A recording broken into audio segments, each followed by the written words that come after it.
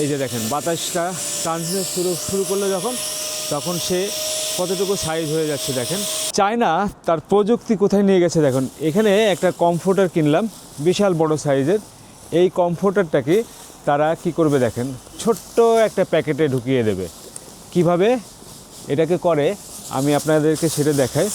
যে সেই এই কমফোর্টারটি দেখেন কত বড় সাইজ, একটা পলিথিনের ভিতরে নিল, নেওয়ার পরে কি করে দেখেন কিভাবে একটা কমফোর্টারকে বাতাস দিয়ে তারা ছোট্ট একটা আইটেম করে দেবে আপনার। আপনি যারা বিদেশ থেকে দেশে কমফোর্টার বা অন্যান্য কম্বল টম্বল নিয়ে যেতে চান, সেই ক্ষেত্রে আপনার লাগেজ অনেক বড় হবে।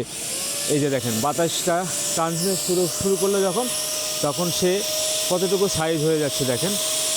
একদম ছোট্ট একটা আইটেম হয়ে যাচ্ছে। এই যে একটা কম্বল, চিন্তা করা যায় আপনি যখন কম্বল বিদেশ থেকে আনেন তখন সেটা সাইজ কত বড় হয়, আর লাগেজ করার জন্য আপনাকে বিশাল বিশাল লাগেজ করতে হয়।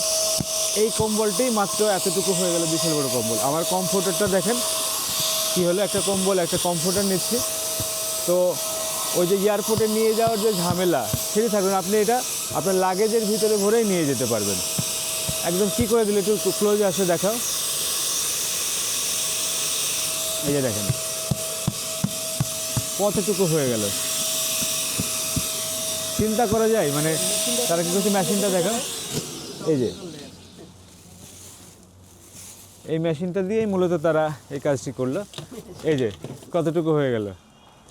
মানে এই বিষয়টি আমার ভালো লাগলো যে আমরা চিন্তা করতেছিলাম যে এই চায়না থেকে যখন যাব তখন এত বড় বড় কম্বল নিয়ে কীভাবে যাব। অভি বলছিল মামা এই জিনিস আপনি কীভাবে নিয়ে যাবেন। টেনশনে পড়ে গেলাম যে এর জন্য আলাদা করে আবার ব্যাগ কিনা লাগবে না, কী করবো। কিন্তু যখন দেখলাম যে সে এটা করে দিচ্ছে, তারপরে তো মাথায় নষ্ট।